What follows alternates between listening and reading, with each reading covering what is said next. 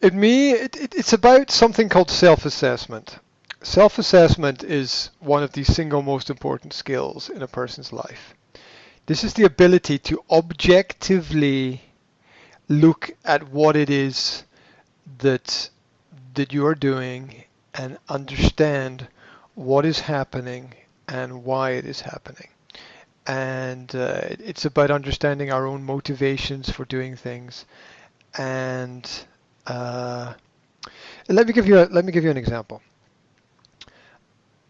A lot of people help other people, but they don't Mhm. help other people to help other people. They help other people because it makes them feel good. Mhm. And so people are so from the outside, this person appears to be a helpful person, but we don't know if that's really true because there might be a hundred different reasons behind this person giving help. There might be some complex childhood trauma where they feel they have to give back to other people. It might be the fact that they um, what's the classic example in life is a lot of people are able to help other people but not able to help themselves. A lot of doctors get sick and die young. It's just a Yeah, fact. A lot of yeah, it is. Yep. One of the unhealthiest professions that exist is doctors. Now, on one side, people argue, well, that's because they have all this contact with sickness, illness, and disease. But if you look at the lifestyle of doctors, a high number of doctors have very bad lifestyle habits. Yeah, a lot of doctors take drugs, for example. I'm not just talking about illegal drugs. I'm just talking about because they have the access to the drugs. They take Mhm. them themselves. Um, Mhm. because who doesn't want to do something that makes them feel better? And when you're under pressure, um, people will do that because it works. Whether it's a sleeping pill or an antidepressant or something else. And all that does is mask the fact that these people are overworked. Um, a similar question is how responsible am I for what happens in my life? And the answer is 100% because it's me. There's only me, and I'm not saying the world is a lonely place and I don't have friends. I'm saying that my friends are not responsible for my actions. I'm responsible for my actions. Um, every relationship, no matter how we get into it, is at the beginning of 50-50 partnership. It's a choice. Two people choose to spend time together, and it's not. We understand it's not a real relationship if one person forces the other person to spend time with them. That's not a real relationship. Yeah, you have to. It has to be a voluntary choice. Now, we have to understand that we are 100% responsible for our choices. We can say no at any point in time. We can, and this is very important to understand because of not just what happens, but situations that we put ourselves in. So Mhm. um, let me take a stupid example. Woman gets attacked on the street. Terrible thing to happen.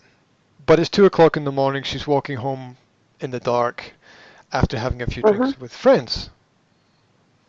Yeah, it is. Doesn't have enough money to get a taxi. Blah blah blah. Right. Mhm. So people are in general not accountable enough for the situations that they put themselves into. Um, and that helps us taking responsibility for everything that happens to us helps us correct our direction and helps us improve the things that we need to improve. It's not um, people talk about here's another example. People talk about abusive relationships, but the person chose to be with the other person, um, and that that is key to everything. If you ignore that fact, then you what's the word? Losing words this morning. Admonish. You remove responsibility from people, and responsibility and availability are the greatest abilities that we have, because responsibility is how we control how we react. It's your response ability, your ability to respond. Like, how much responsibility do you have is asking you how in control are you? Now, Of my life. Oh, absolutely. No, we have to realize that if we work for somebody else, then we're not completely in control of our own life. Like in our example here, I work for you, right? You are the person who supplies funding, and so I work for you. So I'm not entirely responsible for my own life, right? You are the employer, I am the employee. Yeah. So as crazy as it's, isn't that crazy? Isn't that crazy?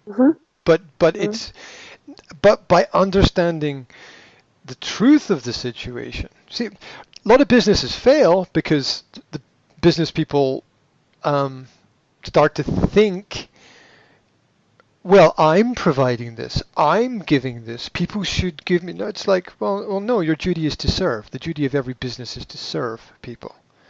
Yeah, and through your service, if it is up to a certain standard, people will reinvest time and money.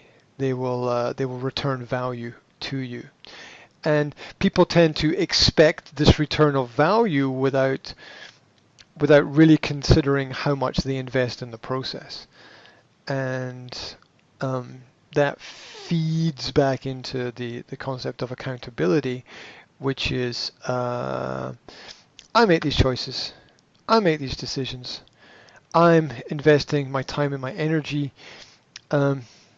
into this, and as a result, I want the best out of this, but I have to learn through the processes of what works and what doesn't work.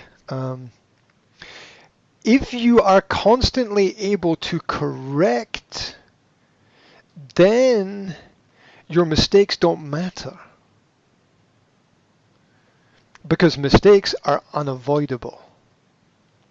The correction is key, because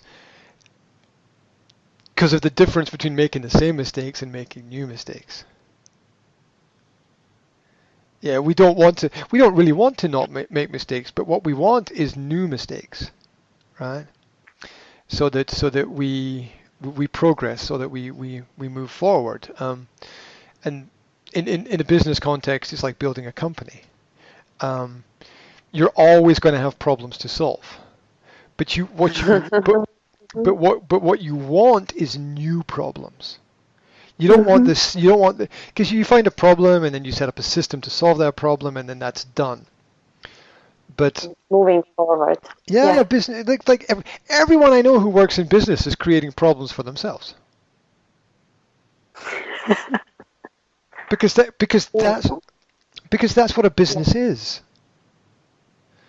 A business is creating problems for yourself that you're happy to solve. For whatever reason, yeah.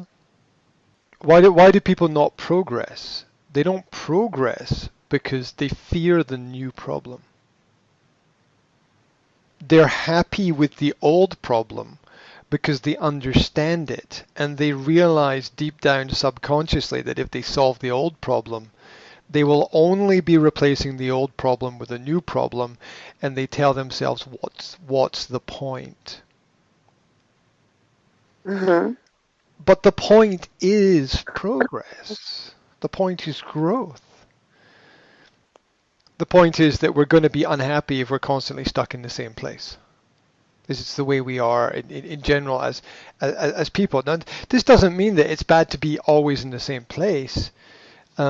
It just means that life is about growth. You can be in the same place and very happy, but you have to grow your knowledge.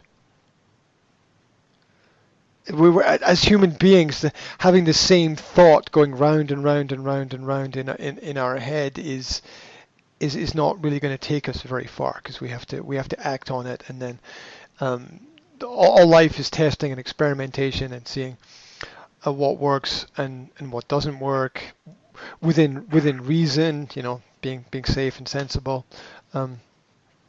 But the understanding that life without problems does not exist at all, and that you yourself can choose which problems that you want to deal with. I understand what it is that you're saying. What you're saying is you can't control what other people do. Mm-hmm. And it's not good to want to control what other people do. But it's unnecessary to worry about what other people do, because you can't control what other people do. Because the worry comes from the worry comes from the lack of ability to control something you can't control anyway.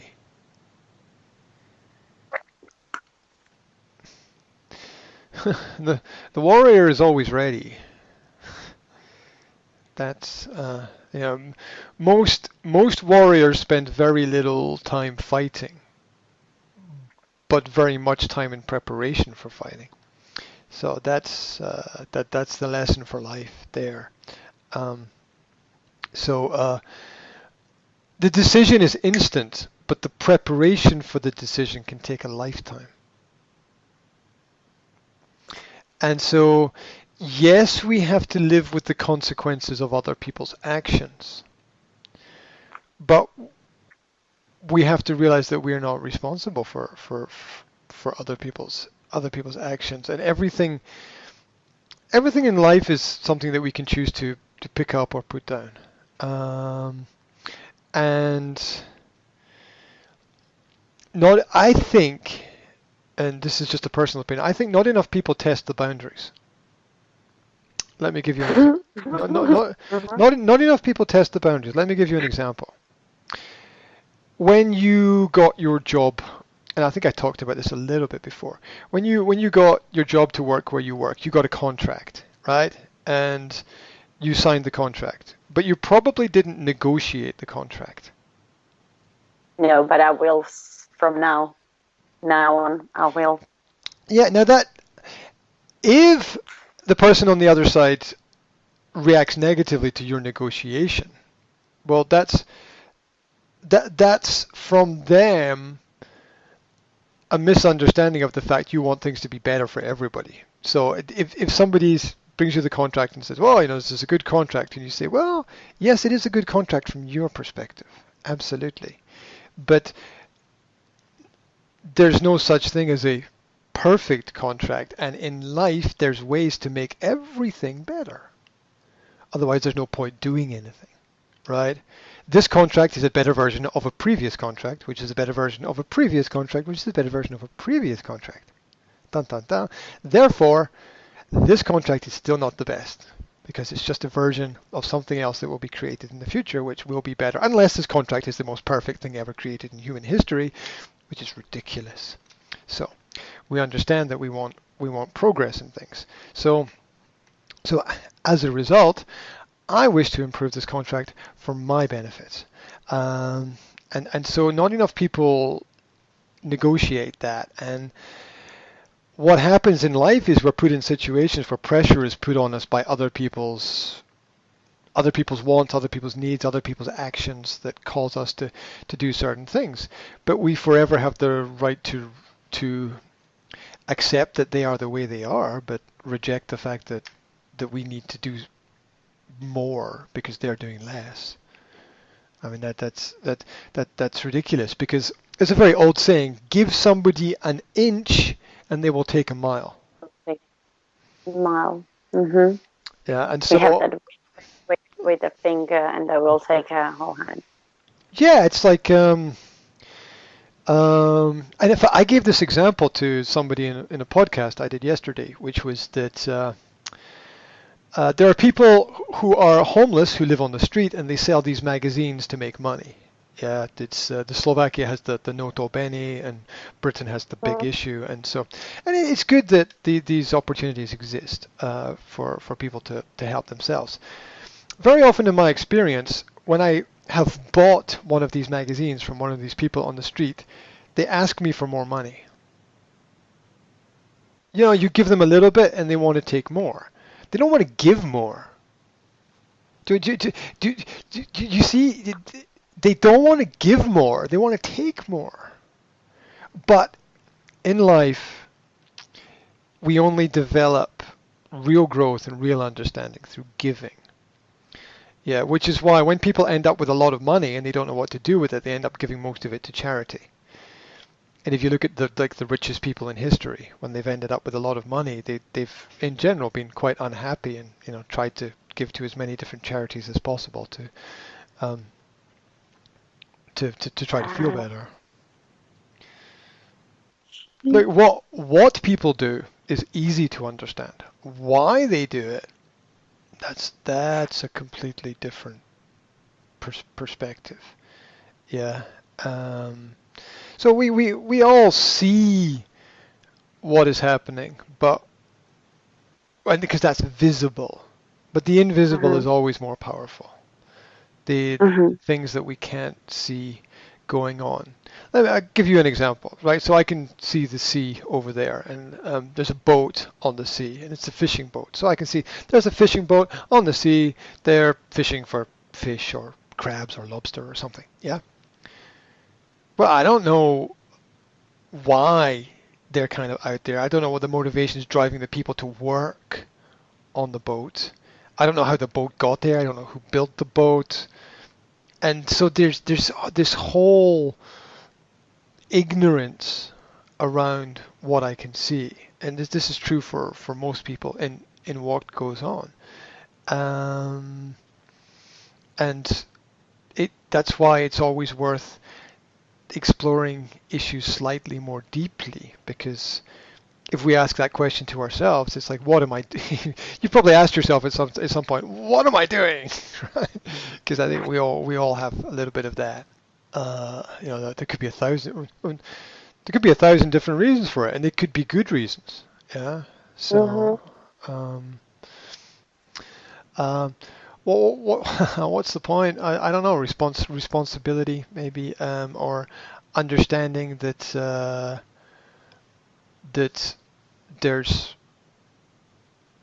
deeper reasons for things. We got to this through accountability, and self-assessment. So self-assessment is a simple example of self-assessment is knowing if or if not I can do something.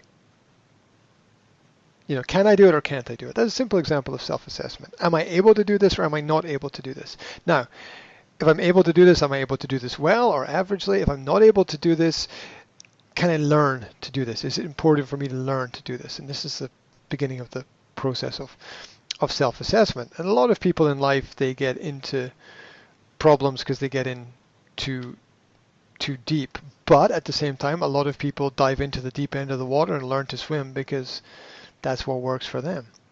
That a lot of things we can't see coming, but we have to accept the fact that we deal with it when it happens.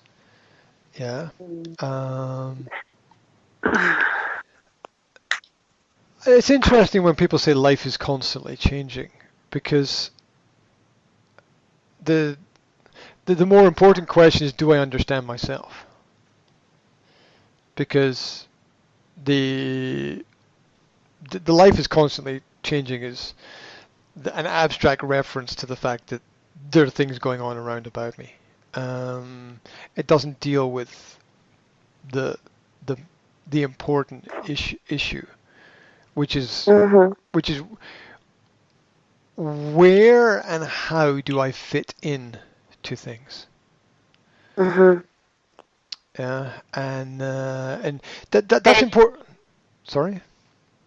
To fit in, where and how do I fit in?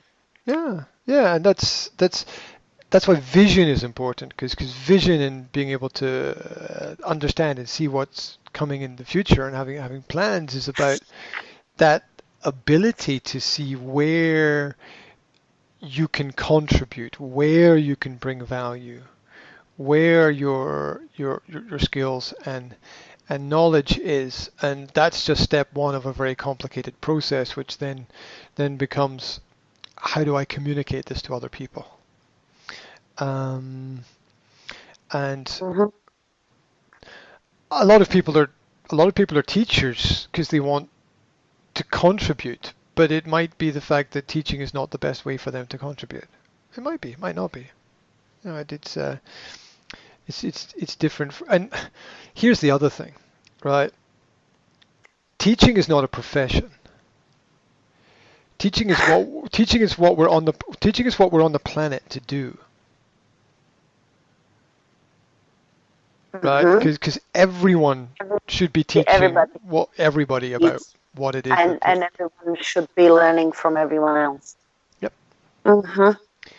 Yep. So, the same way that parents teach their kids, or, the mechanic teaches the other mechanics in a garage, or where, wherever you are, it's this idea that teaching is an isolated, group of people working in a building somewhere is just ridiculous. I mean, it should be just an extension of who we are as human beings. You encourage people to love learning. Mhm. And then they will always be able to apply themselves to the problems that they face and find solutions. So rather than teaching this is the solution to the problem, we Mhm. ought to be teaching that we ought to be teaching children to learn to love problems, not to learn to love to be in difficult situations so much, but to understand that the problem is a part of the process of life. And that's how I would teach it to teenagers, is to say, and this is what I did with my teaching in the past, was I would ask people, what problems do you have right now? And it's what I do in business. My approach to teenagers is not any different from my approach to businesses. What problems do you have right now that are important for you to solve? Now, if you don't have any problems, then you must be a pretty happy person, right? But usually there's something around people that is, if you first of all, people say, "Oh, I'm fine, I'm okay," but are you really fine? Are you really okay?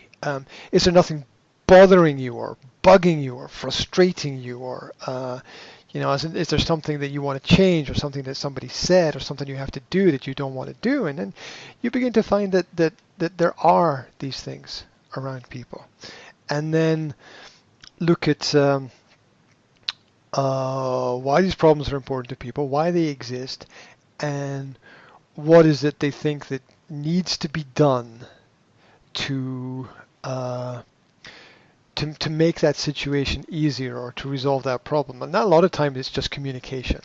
It's just talking. It's just picking up the phone and calling someone, or talking to somebody about it. It's as simple as that. Or talking to someone who knows more. And then when we realize almost everybody knows more than us about something,